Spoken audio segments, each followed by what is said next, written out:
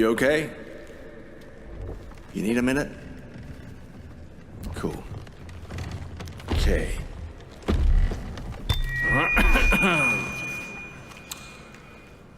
Listen up, people. I know a thing or two about extinction. And let me tell you, you'd kind of think this would be obvious. Going extinct is a bad thing. And driving yourselves extinct, in 70 million years, that's the most ridiculous thing I've ever heard.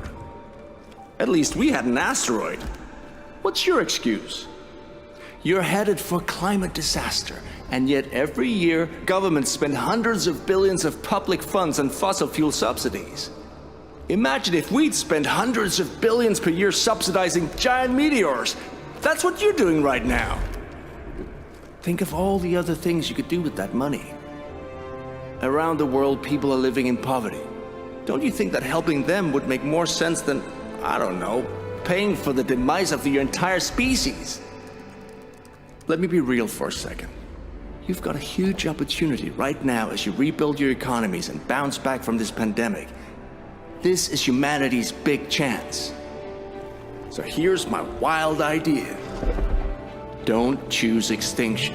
Save your species before it's too late. It's time for you humans to stop making excuses and start making changes.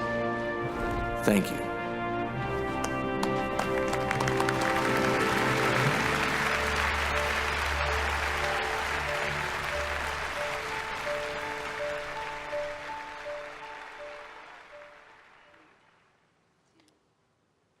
Welcome to We Don't Have Time, Act on Climate Now.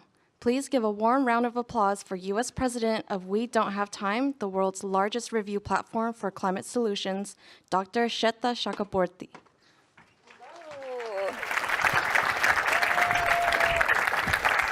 This is climate love, and it will be explained throughout this session. I am thrilled to introduce my fellow panelists. This is Boaz Paldi. Boaz is Chief Creative Officer at the UNDP. Next, we have Nikolaj Coster-Waldau, who is the voice of the dinosaur that you just saw enter the General Assembly. And finally, we have Mik Thobo-Carlsen, who is the co-founder and CEO of Mindpool, and we're going to get into all of this. These are the people behind the video you just saw, so we are so thrilled that they're here to have this discussion with us and explain really what the motivation was for hashtag Don't Choose Extinction. That's the campaign. So let's get right into it. This was really your baby. You were the mastermind behind it all. So tell us, what inspired you to make this production? So I think, there is a lot of issues that face us, some difficult issues in the world that we are all aware of. And, you kind of have to choose between all of these issues in a way. But in a way you don't, because there is one elephant in the room, and that's climate change. And we really need to tackle that first and foremost. There's just really nothing more important than that. So for me, it was really important to try and tackle that issue. The problem is that tackling that issue often leads us to doom and gloom campaigns that tell us that we're all going to die, and then we switch off and we don't listen, and we don't have an audience. So what we were trying to do is find an accessible way to speak about issues that are both complicated and scary, but in a slightly humorous way. So that's what led us to this. We were trying to kind of like make this accessible. We were trying to make this so it will be palatable to people around the world, everywhere. This film is translated into 53 languages, and it's been seen all over the world, across the world, and that's what we were trying to do. We were trying to break through and speak to people about an issue that we all have to care about very, very, very deeply. Well, you said elephant in the room, but really we should be saying the dinosaur in the room. We should be saying the dinosaur in the room. Frankie the dinosaur. And we have the dinosaur in the room, even though Nikolaj is mostly associated with dragons. Actually, in this campaign, you're the dinosaur. So what inspired you to join this campaign? Why take on this role? Well, I've been a Goodwill ambassador for almost 6 years now with the UNDP, and they asked me, and I thought it was an incredible idea, because when I joined, of course, the idea was for me to help raise awareness of multiple issues, but of course climate action being one of the most important ones, maybe the most important. And yes, you constantly hit this wall of people tuning out because it just becomes overwhelming. I have the same feeling, and I sometimes like, oh, I can't. It's too much and it's too depressing. Which of course is not a way to react. You want to encourage people to take action, to give hope that there are solutions and there are things we can do immediately, all of us. Now, when I read about this campaign and this whole specific thing about fossil fuel subsidies, I was blown away. I had no idea, and I should have known, and we should all have known. But it's kind of a well-kept secret. The $1 trillion secret. It's $500 billion almost last year, and this year because of the rising prices, it'll be close to $1 trillion that we spend subsidizing fuel that we need to get away from using fossil fuels. And then of course, that's a question I actually have for Boaz, because we're talking about this, because the first thing I think, because these subsidies were introduced in the 70s when we had an oil crisis to keep prices down. So Boaz, the question is, if you take away the fossil fuel subsidies, won't that just raise prices for gas? Already now you see gas prices going through the roof. What would people say to that? Aren't they just going to revolt and go, no way? So our campaign is very clearly about climate change, or the climate emergency, and inequality. These are dual problems that we have in the world. And we think, the United Nations thinks, UNDP thinks, that we can solve them together. Because there is this bucket of money sitting over here going directly, or 80% of it at least, going to producers of fossil fuels that we are subsidizing from our tax money. And on the other hand, we have an enormous amount of inequality in the world. We have desperately poor people everywhere. We have people living below the international poverty line of $2.5 per day, over 1 billion of them. And so one bucket of money is sitting over here going to the producers of this fossil fuels. On the other hand, you have this need. So why not take this money directly from doing this, which is basically a deficit in everything that we do. We're in the red for doing anything positive to the planet until we get this deficit down. Because this is harmful money. This is a leak in a way. This is a leak in our ability to really tackle the climate emergency. And take this money and use it directly to support people in the rise of fuels. Because you're absolutely right. Fuel prices are going to rise without subsidies. But and we do need to transition. It has to be a fair transition. We don't expect people to stop using fossil fuels today, because that's literally impossible. Our economy runs on it. Everything runs on it. So what we want is a way to transition fairly. We want to leave no one behind. So one of the ideas is to put this money to use in social protection of some form or another. Give this money directly to people that are poor, that need the support when prices of oil go up. We can create green jobs. We can create incentives to use green energy. We can create girls' education. There's so much more positive impact that we can have with this money rather than spending it on subsidizing our own demise. And what's incredible is that the global public is behind this. They're being made aware through this campaign, and they're supporting these ideas, because we know that thanks to Mindpool. So as the CEO of Mindpool, tell us what was interesting to you about joining this campaign and how we're harnessing the power of individuals around the world to get behind these solutions. Exactly. So Nikolaj and I go back many, many years, and he introduced me to Boaz about 6 years ago. And we already then started talking about we wanted to do something together, and we were kind of in line with our values, I guess. And then I founded this company called Mindpool, where we harness the collective intelligence from crowds or organizations or companies to predict events in the future, to ideate around products, whatever they want to use it for, basically. And then we talked about, is there a way that we can get the global community to actually work together on this and kind of come up with ideas, predict outcomes of certain things, and basically inspire the policymakers through the channels of UNDP. So that's why we basically made the Global Mindpool, as it's called. Should all go in there and sign up. To use Global Mindpool to basically be the call to action of the campaign. The thing is often that when you see a campaign, you can agree with it, but you need to be able to do something. And we talked about this earlier. When I was a kid, I saw this campaign about Save the Whales, and it was a good campaign, but I was a kid in Denmark and I didn't know any whales to save. I could just have the badge on my school bag, and I couldn't do anything else, and that was frustrating because when you're 14 years old, you really want to do something. So in this case, we've given people, we call it a voice or a way to participate and actually help. And if you have enough people, then there is, as we all know, power in numbers. Then you can actually be a part of it. And what I think is the great part about this is that if you feel a part of something and you actually move something, then it becomes more fun. You're going to want to get more involved. It could be fun if we were the generation that together could actually create real change and leave a planet that's functioning for the next generation. I love that. Yes, no, sure. We can clap for that. Microphone. Here I am thinking I'm passionate about climate change. I heard it. It was good. We're just going to have to repeat that one more time. No, I'm sure you heard it, right? Yeah. Good. Thank you for sharing your passion. Thank you for sharing your story, because that's exactly it. How do you connect people? How do you make that one person that really wants to see a solution into fruition able to do that by connecting them to one additional person? Now they're a team, a third person, now it's a group. And so the We Don't Have Time platform also helps to accelerate good ideas and scale solutions. And so that's why we've all come together to really put this campaign on the global radar of all individuals so that we can get anyone around the world involved and feeling that they're contributing to the climate crisis.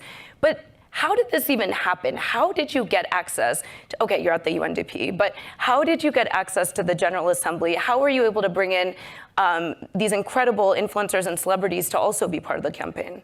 So, the production behind this, the behind the scenes is it's a bureaucratic hell that I lived through for a year and a half, trying to get permission to film in the UN during COVID when the UN was closed. Trying to get the production house, UNDP, my company, a wonderful, amazing company, organization that really does incredible work around the world. We have 170 countries around the world with 6,000 active projects every day. Absolutely phenomenal work. But we procure a pencil in the same way that we procure a Hollywood production house. So that's a little bit difficult.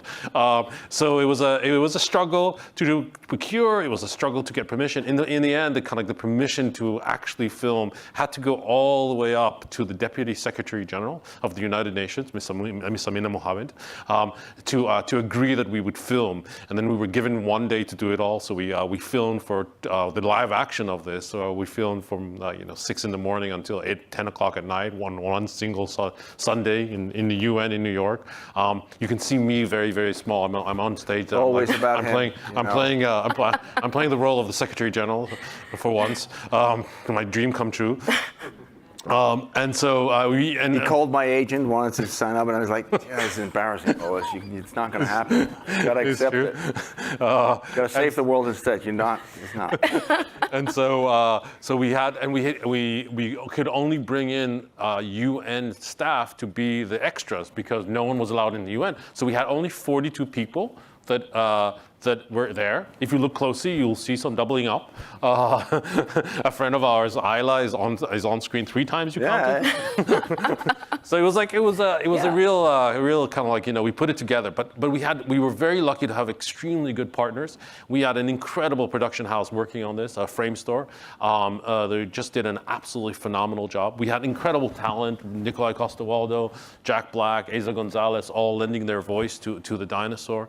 Many more around the world. We have celebrities almost in every country that we translated to. Also, it's like you told me, it's been seen by 1.2 billion people have seen the film so far. That's not impressions. That's actually watching the film.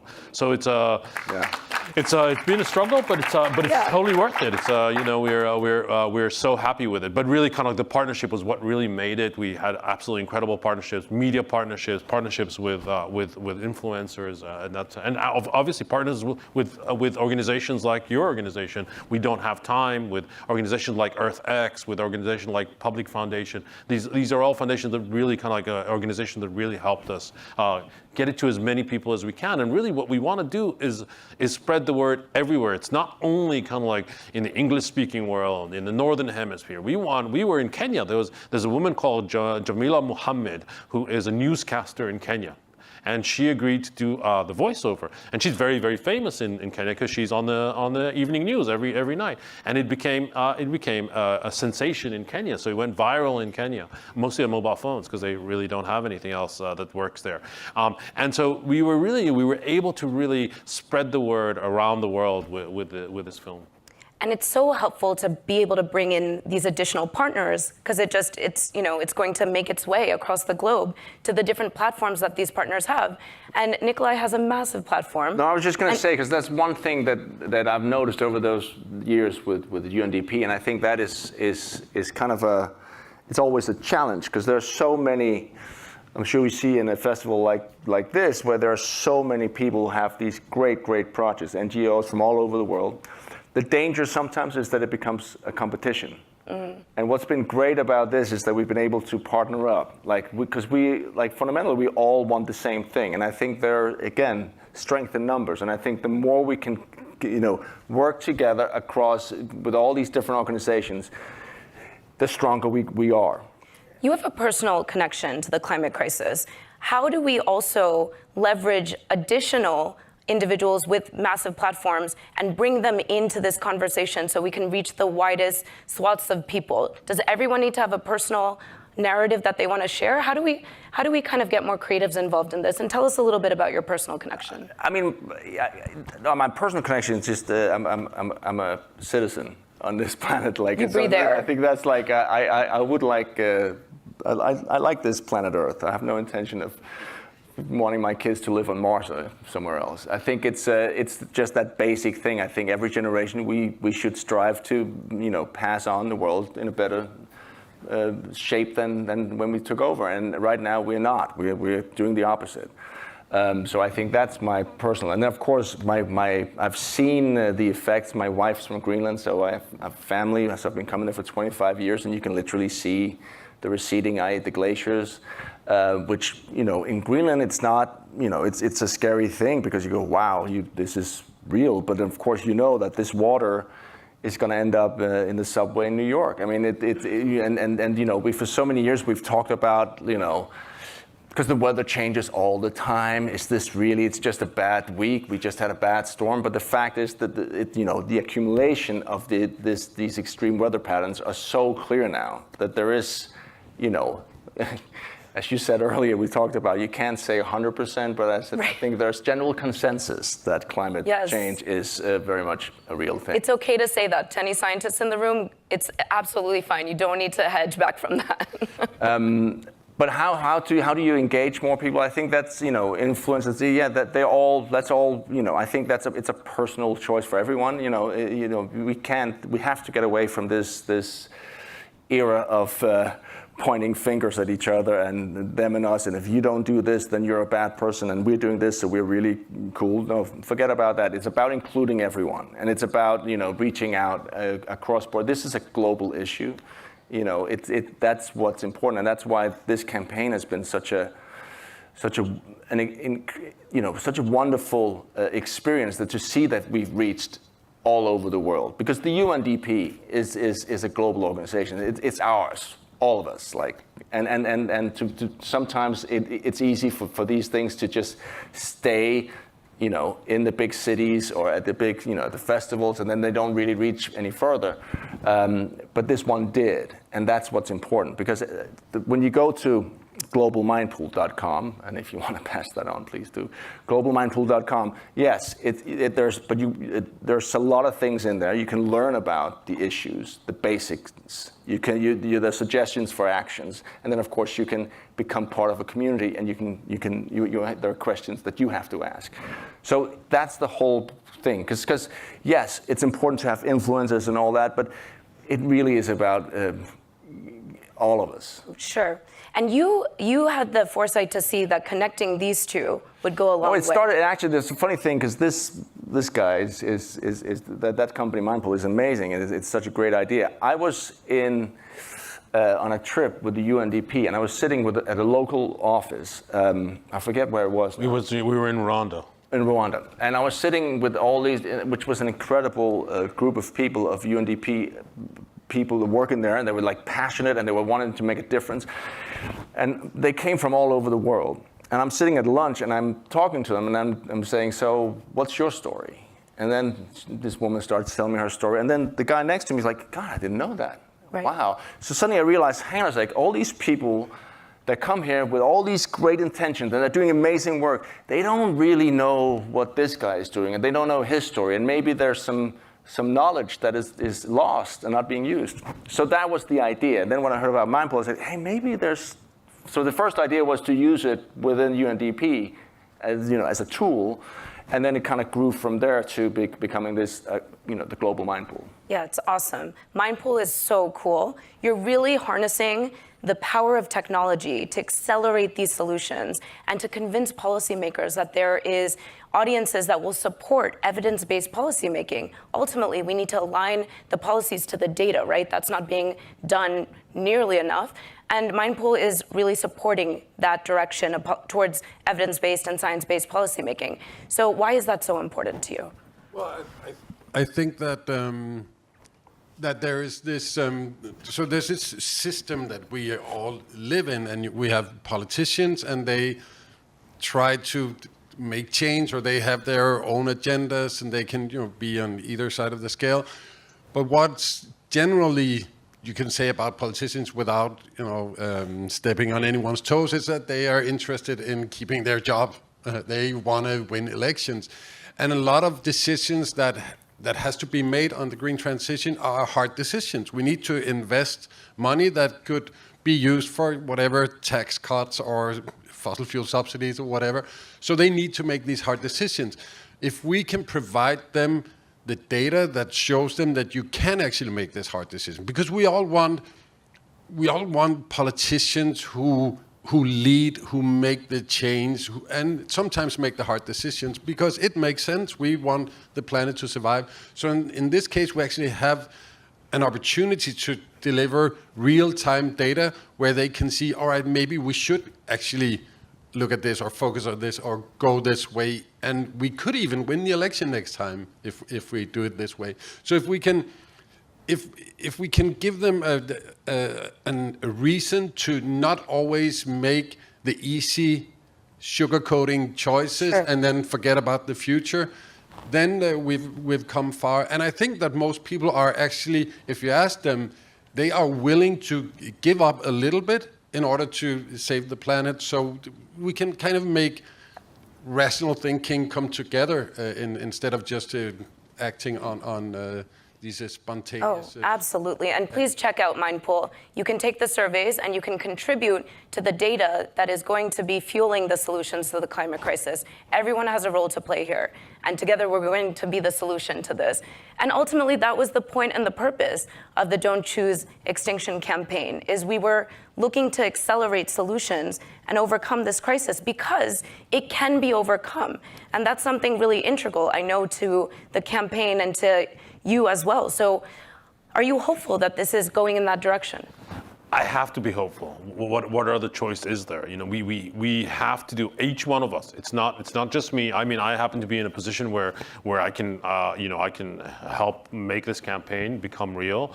Nikolaj has he's in a position where he can help us spread the word. Mik has the amazing technology that he can help us with that idea of connecting people to policymakers.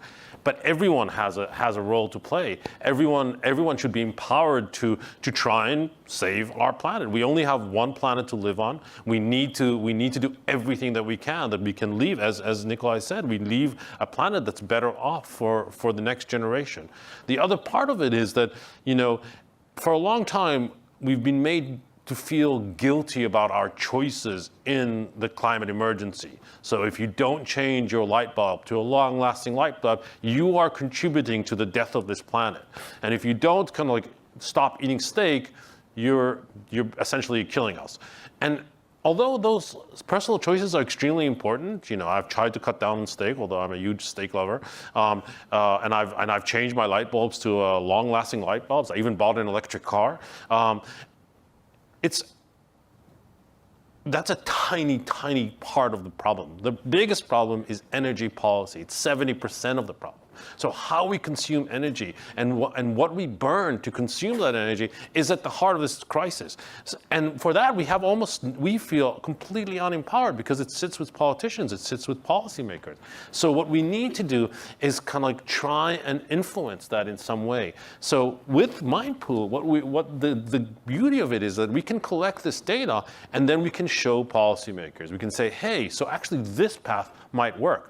If you turn fossil fuel subsidies, say in a country X, into direct cash payments to people with bypassing the fossil fuel industry entirely and just giving out, some form of social protection, people will say okay to that. They won't riot in the streets.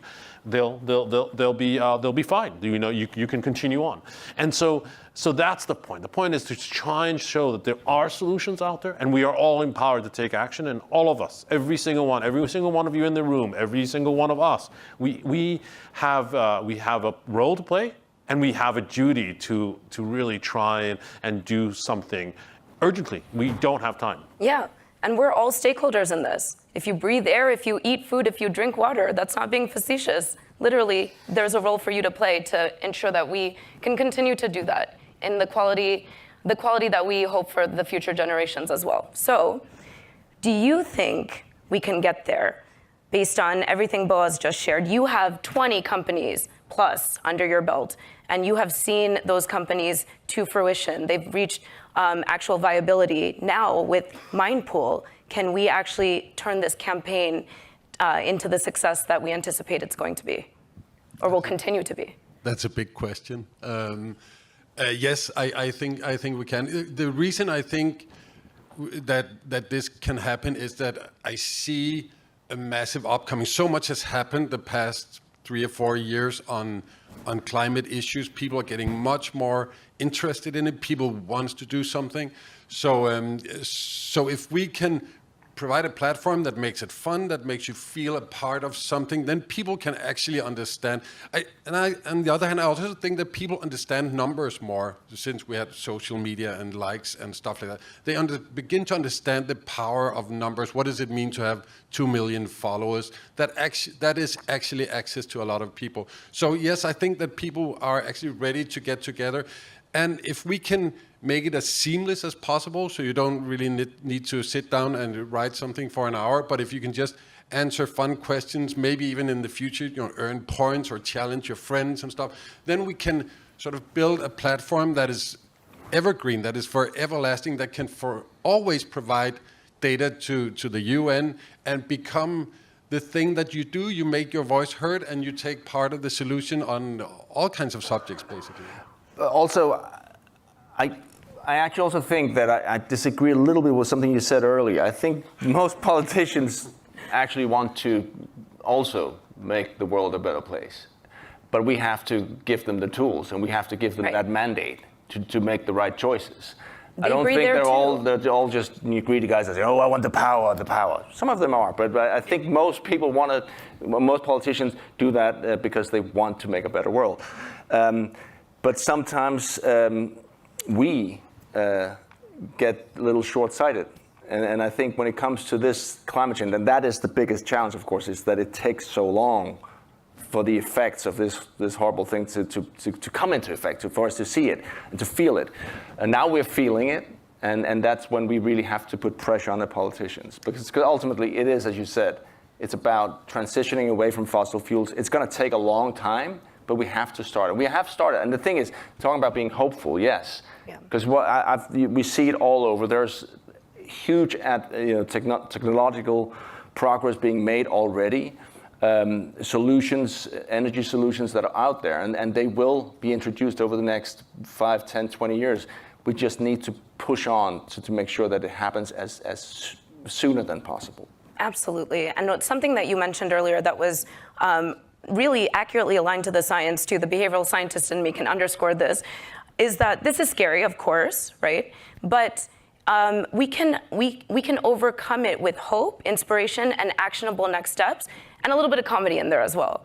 And it's fun. It's a fun video to watch. Mindpool is a fun platform to engage with. Why is it so important for you, Nikolaj, to showcase this incredible, complex challenge that we're facing with humor, though? Well, because I can't imagine a world without humor. I can't imagine like being human without humor. I mean, can you imagine a day without a smile or a laugh? I mean, it's part of what we are. We have to, because, and also some of the scariest things in the world, to get through it, you need to be able to laugh at it and just take a step back and go, hang on a second, this is insane. Because when you read the reports that come out from the scientific consensus when it comes to climate change, it's pretty dire reading. It's like yes, we are gonna end as civilization is gonna be over in a couple of hundred years unless we take action. So that is pretty depressing. So to have like a dinosaur talk to us is fun, but of course it's fun because it's based on tragedy. Right. Right. And you, unfortunately, have to read these reports cover to cover. Some of us get to just skim the executive summary. You've had to read them. So this is coming from the reality of what we're facing. It's definitely the reality of what we're facing. I became a dad 9 years ago.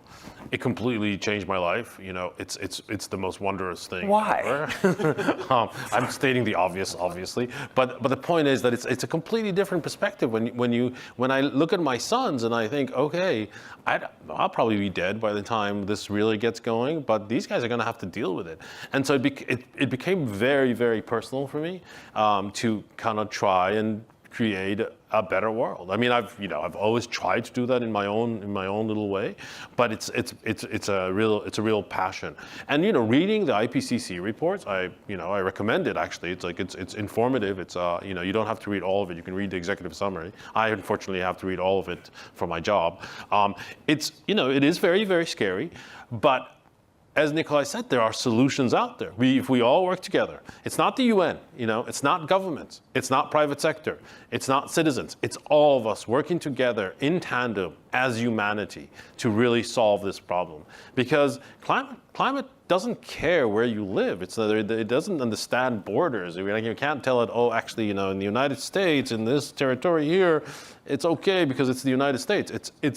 It's a global phenomenon. As mentioned by Nikolaj, the water melting in the ice caps are going to end up in the Maldives. So there is a real kind of like need here for a humanity response to this issue. And there are solutions out there. I truly believe that we can still save this planet. But we always have to remember that there is only one planet that we'll live on. This is it. This is our world. We don't have a planet B. We can't go anywhere. I mean, these thoughts of going to Mars are fiction at this point. And there is a definite need for all of us to take action now. The good news is that we still have a couple of years to do it in. But let's get to it. Yeah, we absolutely need to accelerate these solutions. And I would say that it's not just to keep the planet the way it's been, but actually to usher in an even better planet for future generations, one that is more equitable. That's something that we can get ahead of the curve now as we think through these solutions. And a platform like Mindpool really allows for that inclusivity of users all over the world to get engaged and to get involved and to be part of the solution. How do you think about inclusivity as part of using technology to harness these solutions and making sure that it's as inclusive as it can be globally? Well, I think that being a part of this is very much key. Just the three of us here, we've worked together on this for, about 2 years now. And without a doubt, Boaz is the most depressing friend in the world. But I try. Oh, he is, obviously. When we had like Zoom calls almost every day during the pandemic, and every time I had this little room and I would talk to Boaz and I would say to my wife, oh, I have another call with Boaz again. And he's just telling me all these horrible and depressive things. And we would just laugh for 2 hours, and I would come out and say, "You're laughing for 2 hours." Yeah, it's horrible, it's depressing. But you need the fun. You need to have fun with it. And when you feel a part of the team, and you are going like, "Oh my God, look at this," and it just becomes ridiculous. There's so many things that you don't want to think about, but you have to. But when you become a part of the solution, then it actually becomes fun. Much like, I don't know, I think it would have been fun to live in '68. You'll have to hear these guys say how it was. I guess they really had fun because they were part of the movement. They were against the establishment. This is something we do together. We can become that generation. And I think that is actually something that can last forever. Whereas when we have very rich periods of time, we tend to, just get drunk and don't do anything and not think about each other. And then we become very egoistic about what we do, and all of a sudden the world is a mess again. And then we need to stand together. But I think it's more fun to live in that part of history where you actually create something together. It's much more fun than just, and create something that truly is equitable and looks at, because right now climate change is impacting the most vulnerable populations around the world at a faster rate. And as somebody whose wife is indigenous from Greenland, this must be something that. No, but also I think that there is an opportunity as well, because one thing, of course, you can have the reports, and there's a list of horrible things, but you can also make a report of positives that are happening around the world, would be twice as long, of things that are making the world better, people that are making a real difference, companies that are making the transition. That list would go on and on. So that's also important to mention. But also think that if you look at countries in Africa, in India, there are hundreds of millions of people that don't even have access to electricity. They want that. So we have to make that transition part of it. So why not start with renewables there? Why they should not have to go through coal and oil before they get to us. So that's, again, it's a global thing. And equality is at the core, because inequality is as big a threat to the whole world, to the security, to the safety of all of us. Oh, and we don't have time for that. No, I know. We do not have time for that. I don't have time for anything.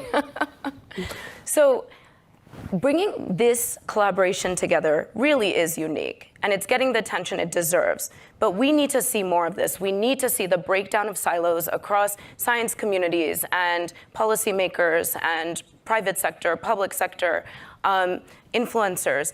How do we actually accelerate this type of collaboration? Because you are all you're friends, obviously, and it's really fun being around you all because you clearly have a great relationship. They have just been making fun of each other all morning, which is that comedic relief that's really necessary. Yeah, it's based on tragedy. We're just so afraid of what he's going to say, so something bad is going to come we're out terrified. of his mouth. We're just sitting here like this. What's Mik going to say? I have a new idea. No, please. So, this is a collaboration that's coming together naturally in the sense that you're friends, and it makes sense, and hailing from the great country of Denmark, so there's that. But how do we actually see this in maybe a more systematic way happen across other, we obviously fossil fuels is, if we're going to talk, like you said, about the biggest impacts to overhaul the crisis we're facing, energy, of course. But we can think about this across food and agriculture, aviation, fashion, right? How do we think about increasing these collaborative efforts? I think at the base of it, it's something that Mik said. It's common values. It's a fact that we share common values, and we share common values with a lot of people. We share common values with most of humanity. We're not out here to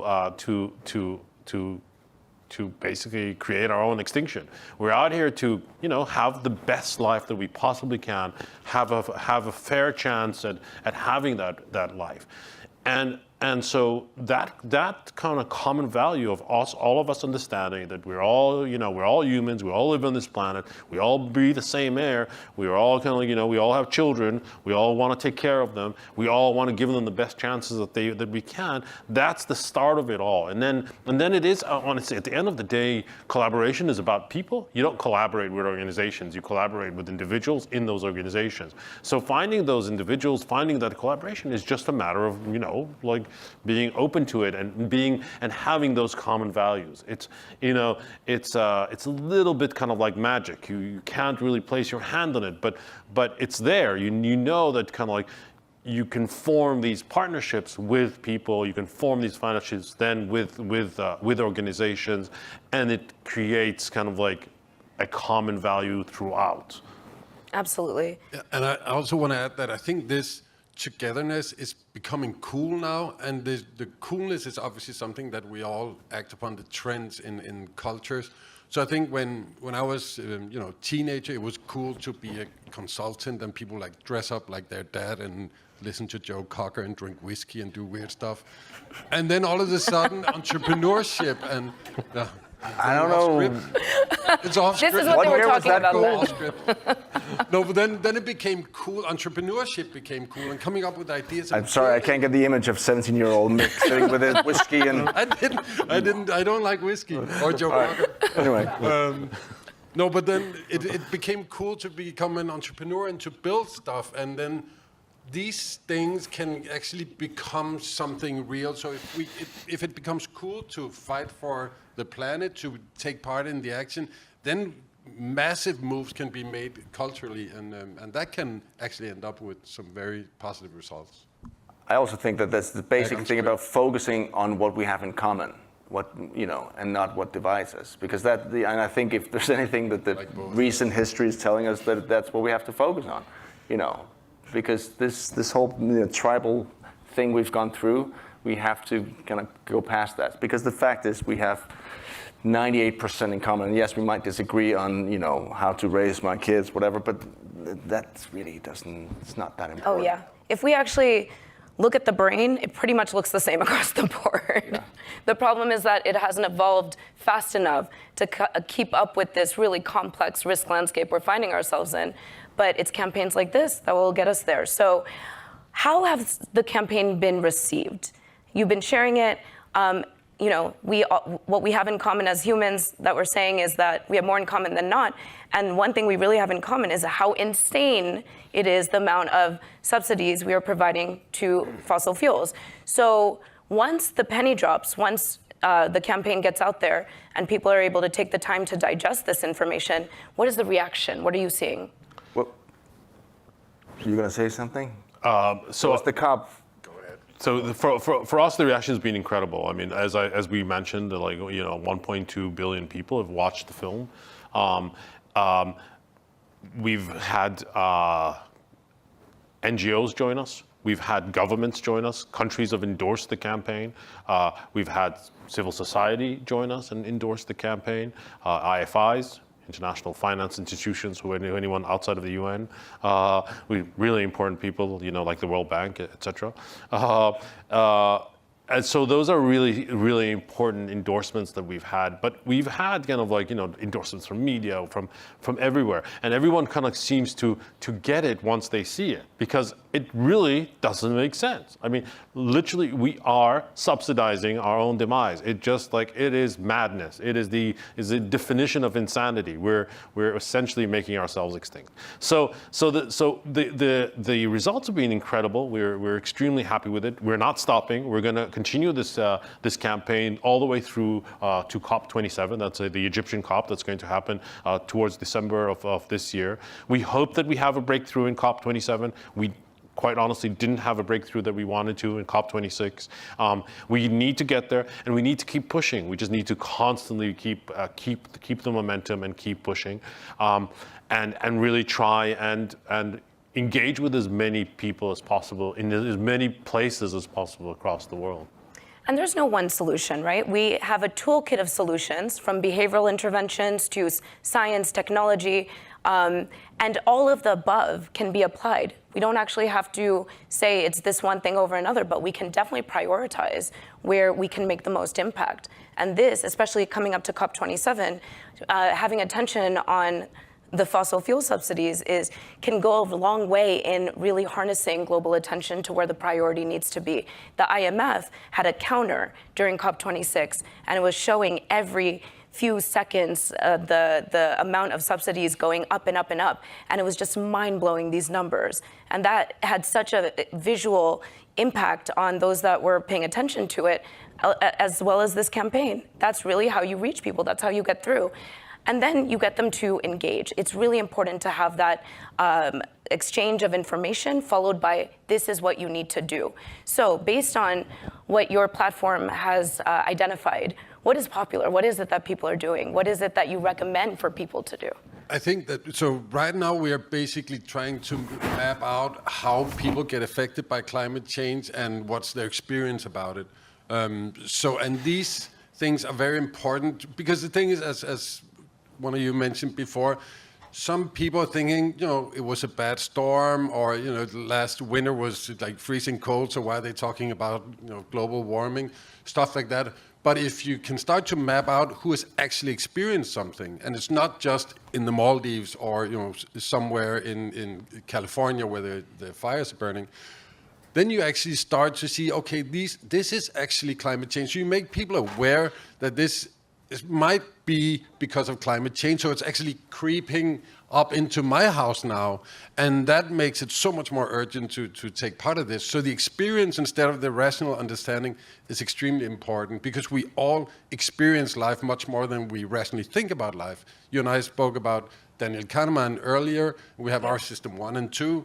You wrote a book that I can recommend warmly.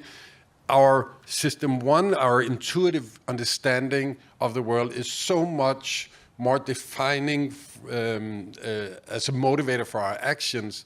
So if we can make people understand that this is actually real now, this is coming to me. And I mean, coming from Denmark, seeing what happened last summer in Germany, that was a big thing, because it's Germany, it's right next door. Whereas if something happens in South America, it's very far away, so we don't really relate to it in that way.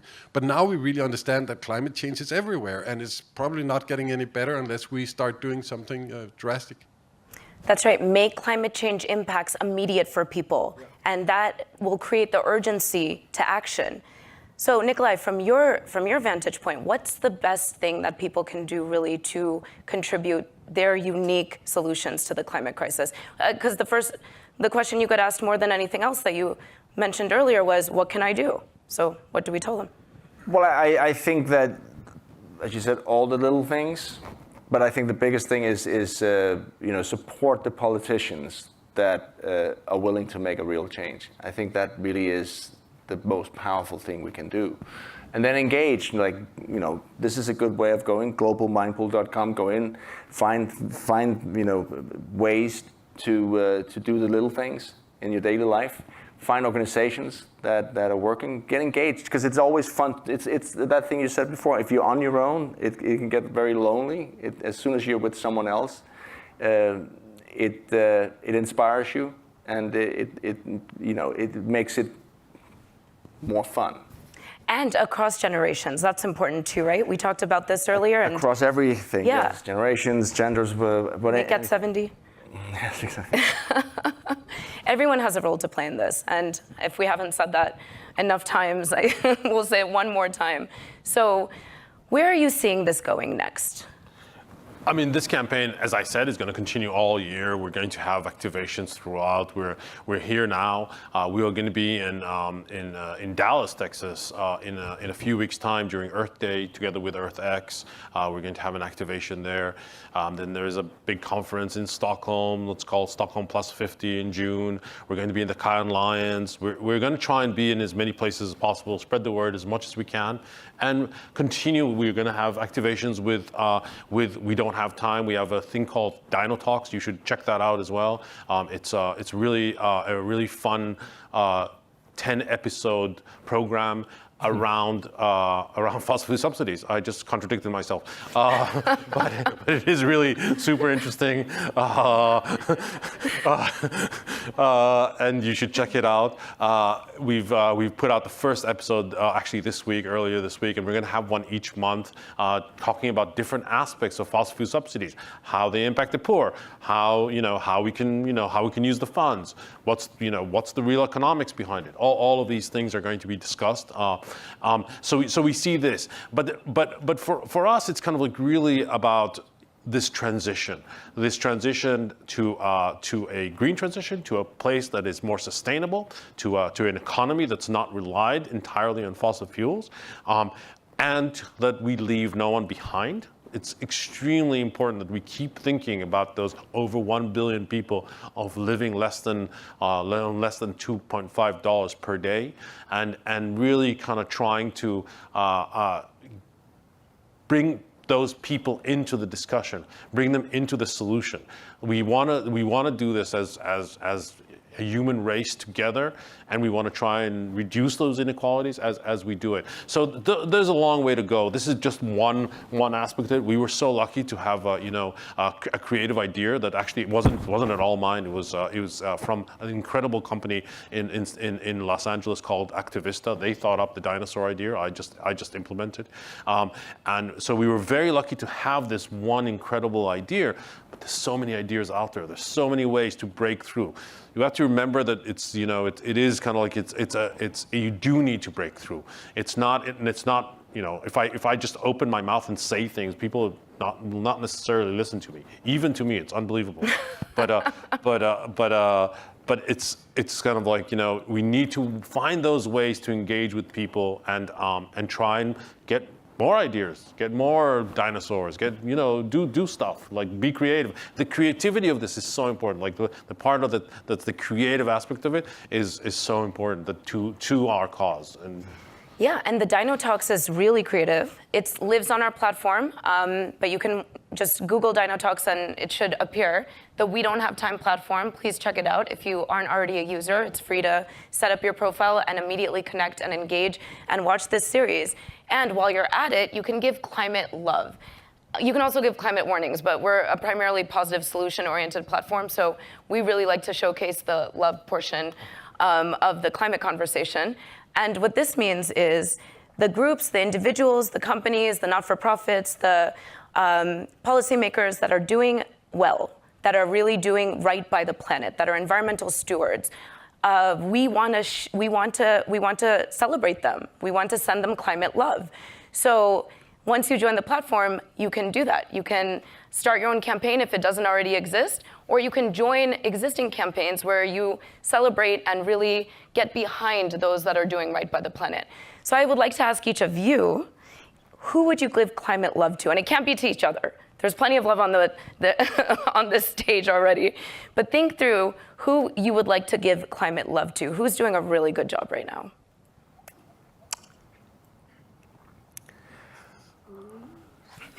This is how you know that we didn't script They're this. so close to saying something really inappropriate. I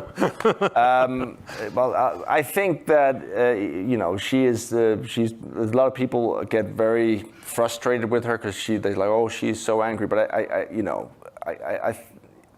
and that seems to me Our girl Greta. Yeah, I think you have to. It's just incredible how she has been able to cut through all the noise and the consistency of her message, and how she went from, oh, a sweet little girl, oh, the devil child, it's an interesting thing. As soon as somebody gets a platform, suddenly they go from being, oh, that's very sweet, to being, oh, very dangerous. She's still just a kid, 18-year-old now. I think so, yeah, 17 or 18. And that kind of, I think you have to give credit. That is unbelievable. Yes, that's a great one. Thank you. All right, who's next? I think Mik has to be next. This is going to be interesting. Mik, remember what you promised. I picked Greta as well. Don't say, no, go ahead. I actually had Greta. God damn it, now I have to find someone else. I think we have a lot of politicians, and there are politicians in the EU, so I'd like to actually give it to all the politicians so I'm from Europe and we follow what's going on in the EU, and I see a lot of politicians that are actually making the green transition, their sole course. So slowly there's becoming a spot in politics, which is really interesting to me, because we've had 20 years where right and left meant being afraid of immigrants, basically. And that's how the countries also became right-wing, and it was horrible. We treated people horribly because, we had politicians that got a stronger voice the more they made life difficult for people in need. But now there seems to be parties. We have the Green Party in Germany that is solely focusing on the green transition. And this is such an important movement that you can actually find a new balance on the political scale where we can get rid of these old-time thoughts about being afraid of immigrants and everything. What I'm afraid of is that the planet is going under. And then we can, when we fix that, we can start being afraid of other things. I don't care. But people who are actually doing that, I want to give them the, what do you call it? Climate love. The climate love. That's a good one. All right. Very good one.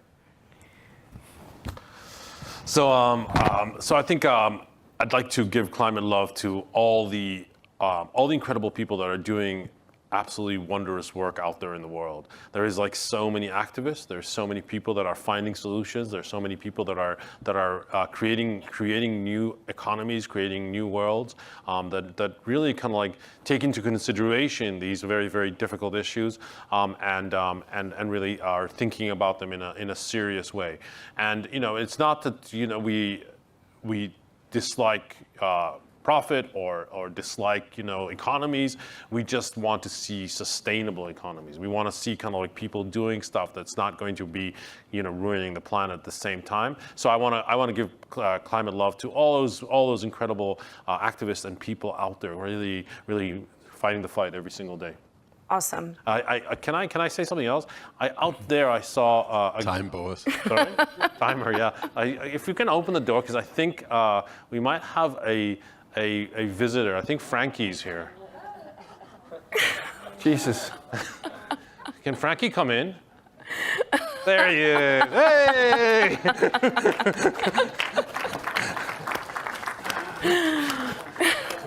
Oh, I wish that was me inside. That would be the high point of your career. Frankie. Hi, Frankie. Welcome. Frankie's actually our friend Marty, who is pretending to be Frankie. What do you say? He's not a real dinosaur. He's part of our coalition. He's helping us spread the word. He's here to help us spread the word with this very bizarre Frankie the dinosaur suit. He did this in Glasgow. You may have seen him in various pictures because he was running all over Glasgow with this dinosaur suit. Thank you, Marty, Frankie. Thank you, Marty. Thank you. Yeah. Well, I think this is the perfect way to wrap this session up on hashtag #Don'tChooseExtinction with Frankie the Dinosaur making his fashionably late debut. So thank you for joining us. And this is... Frankie was out drinking last night. This is the kind of programming that we love to see at South by Southwest 2022. We hope for a lot more of this in 2023. Thank you, South by, for having us have this conversation. Of course, it's of critical importance, and if you're in the room, you know that. If you didn't, now you do.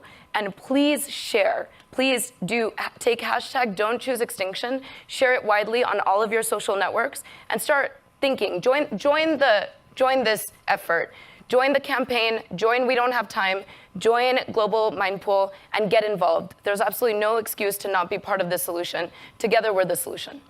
Thank you. Thank you, everyone. Thank you very much for your time.